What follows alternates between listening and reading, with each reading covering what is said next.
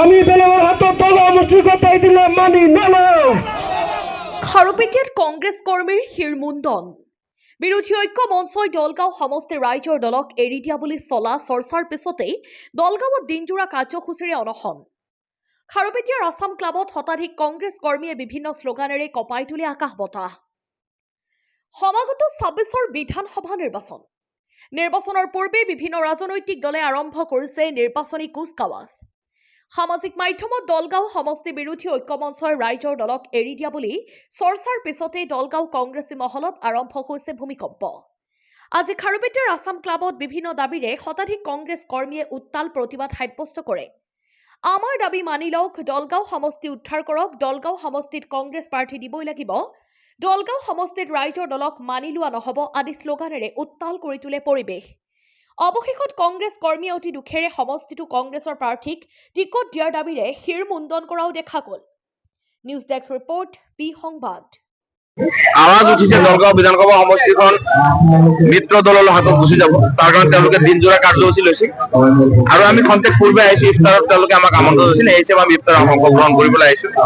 আশা কৰিছো আমাৰ দলৰ ঊৰ্ধ্বতম কৰ্তৃপক্ষই দলগাঁও সমষ্টিৰ কংগ্ৰেছ কৰ্মকৰ্তাসকলৰ বিননি শুনিব আৰু এইটো জটিল সময়, এই সময়ত দলৰ হাইকমাণ্ডেও চাই চিতি সিদ্ধান্ত লোৱাৰ প্ৰয়োজন অনুভৱ কৰিব লাগিব আৰু আমি কংগ্ৰেছ দলৰ কৰ্মকৰ্তাসকলে সকলো ঐক্যবদ্ধ হৈ বিজেপিৰ অপহৰণৰ বিৰুদ্ধে যুঁজিব লাগিব। এইখিনি মোৰ ক'বলগীয়া। কাৰ্যসূচীটো এতিয়া দলৰ যিসকল সংগঠনৰ মুৰব্বী আছে তেওঁলোকৰ হাতলৈ গৈছে। আমি কেইবাগৰাকী প্ৰাৰ্থীত্ব প্ৰত্যাশী ইয়াত আছো, কোনো ধৰণৰ কাৰ্যসূচী আমাৰ হাতত নাই। আমি দলৰ সিদ্ধান্তৰ বিষয়ে যিখিনি জানিছো সেইখিনি দলগাঁও সমষ্টিৰ কংগ্ৰেছৰ ব্লক সভাপতিসকল, জিলা কংগ্ৰেছৰ সভানেত্ৰী, মণ্ডলৰ সভাপতিসকলক অৱগত কৰিছো আৰু এতিয়া তেওঁলোকৰ দায়িত্ব, তেওঁলোকে দলৰ প্ৰদেশ কংগ্ৰেছৰ সভাপতি ডাঙৰীয়াৰ লগত ব্লকৰ সভাপতি, পঞ্চায়তৰ প্ৰতিনিধিসকল, জিলা পৰিষদৰ সদস্যসকল আলোচনা কৰি এই সমষ্টিটো কংগ্ৰেছৰ হাতত ৰাখিব লাগিব নে নাই এইটো সিদ্ধান্ত ল'ব। গতিকে আগন্তুক দিনৰ কাৰ্যসূচীৰ বিষয়ে আমি অৱগত নহয়। শুনিছো আবেগত উঠি ভাহি গৈছে দলগাঁও সমষ্টিৰ কংগ্ৰেছ কৰ্মকৰ্তাসকল। অতি এটা মৰ্মান্তিক ঘটনা যদি হবলৈ গৈছে, যদি হয় ইয়াতকে বেছি আৱেগিক পৰিস্থিতিৰ সৃষ্টি হ'ব বুলি অনুমান কৰিব পাৰো। কাৰণ এই সমষ্টিৰ কৰ্মকৰ্তাসকলে দলটোক নেতৃত্ব দিয়া প্ৰতিটো বুথৰ নেতাই কিন্তু নেতৃত্ব দিছে। বুথ পৰ্যায়ৰ সভাপতি গৰাকীও আমাৰ দলৰ এগৰাকী নেতা, বুথ কমিটিৰ সদস্যসকলো আমাৰ দলৰ এগৰাকী নেতা।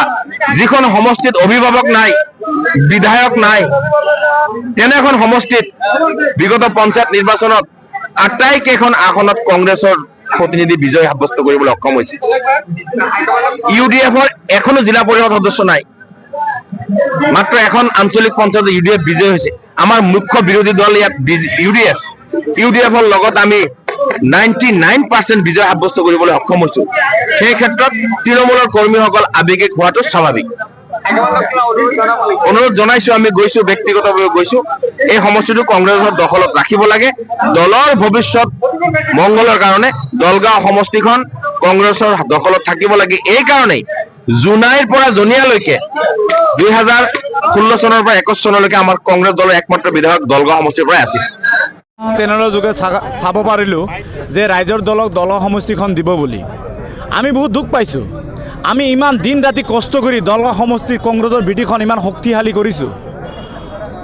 গত 2021 চনত আমি যেতিয়া পৰাজয় কৰিলোঁ, তেতিয়াও এনেকুৱা হিচাপত এটা সৃষ্টি হৈছিল যে এই দলৰ লগত মিত্ৰতা হ'ব। তেতিয়া 4-5 দিন আগত এই দলৰ কেণ্ডিডেটখন ঘোষণা কৰি দিলে, তাৰ 5 দিন পিছত আমাৰ কংগ্ৰেছ কেণ্ডিডেট দিছিলে। সেই হিচাপত আমাৰ কংগ্ৰেছে বহুত অহৰ্কাৰে এই দলত যোগদান কৰিছিল যে যিহেতু কেণ্ডিডেট এটাহে হ'ব, এটা হৈছিল, তেতিয়া আমি পৰাজয় কৰিছিলোঁ। তাৰপিছতো আমি কংগ্ৰেছ দলে কংগ্ৰেস ওয়াৰ্কাৰ দল সমিতি দিন ৰাতি কষ্ট কৰি আমি বুথ বনাইছোঁ, আমি কংগ্ৰেছ ৰাইজে মণ্ডল বনাইছোঁ, বেউলো বনাইছোঁ। ইউথ কংগ্ৰেছ আমাৰ ইয়াতে ষ্ট্ৰং আছে, ইউথ কংগ্ৰেছৰ মণ্ডল আছে, এনএছআই আমাৰ ষ্ট্ৰং আছে, সেৱা দল আমাৰ আছে, যিমান আমাৰ কংগ্ৰেছৰ চেল আছে চব ইয়াতে শক্তিশালী। অসমৰ ভিতৰত যদি ক'ব লাগে দলগাঁও সমষ্টি আমাৰ ইয়াতে বেছি শক্তিশালী।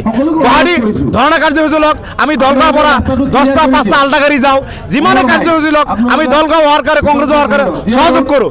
আমি ইমান কষ্ট কৰাৰ পিছত তাৰে ফল পাইছোঁ। আমি পঞ্চায়ত ইলেকশ্যন 29টা পঞ্চায়তৰ ভিতৰত আমি 26টা কাউন্সিলৰ জিকিছিলোঁ।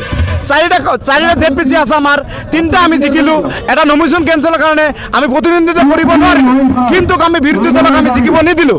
আজি মই এপিচিৰ বিষয়ববীয়া বা আমি ৰাইজৰ দলক প্ৰশ্ন কৰিব বিচাৰোঁ, আপোনালোকে যে নিউজৰ যোগে এটা চাই আছোঁ যে ইয়াত দলগাঁও সমষ্টিখন ৰাইজৰ দলত দিব। ৰাইজৰ দলত পঞ্চায়ত ইলেকশ্যন সময়ত কেৱল 29টা জিপিৰ ভিতৰত 3-4টা কাউন্সিলৰ কেণ্ডিডেট দিব পাৰিছিলে। এই কাউন্সিলৰ কেণ্ডিডেটবিলাকে ভোট পাইছিল 300-400। আৰু 2021 চনত ৰাইজৰ দলত ইয়াতে প্ৰতিনিধিত্ব কৰিছিলে। দলগাঁও সমষ্টি প্ৰায় 3 লাখ ভোট, 3 লাখ ভোটৰ ভিতৰত মাত্ৰ 1270টা ভোট পাইছিলে।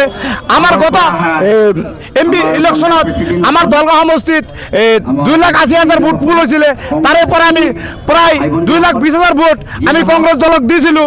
ইমান কষ্ট কৰাৰ পিছতো আমাৰ আজি যে নিউজৰ যোগে এইবিলাক কথা শুনা, আমি বিচাৰোঁ আমাৰ ইয়াতে কংগ্ৰেছ পাৰ্টি দিব লাগিব, কংগ্ৰেছৰ হাতৰ ছবি দিব লাগিব। দৰকাৰ পৰিলে ৰাইজৰ লগত বন্ধুত্ব হিচাপে দিয়ক, আমাৰ কোনো কথা নাই। ৰাইজৰ দলৰ ভিটি ইয়াতে বিগ জিৰো। আমি ইমান দিন ৰাত কষ্ট কৰি এই দলৰ ভিটি আমি বিগ জিৰো কৰিছোঁ। আমাৰ ইয়াত ইণ্ডিয়াত দিব লাগিব, নহ'লে আমাৰ ইয়াৰ কাৰ্যসূচী যেতিয়ালৈকে এপিছে ডিক্লিয়াৰ নিদিয়ে আমি ইয়াত বহি থাকিম, আমাৰ কাৰ্যসূচী চলাই থাকিম। দৰকাৰ পৰিলে গুৱাহাটী যাম, গুৱাহাটী ৰাজপথত আমাৰ আন্দোলন চলিব স্পষ্ট।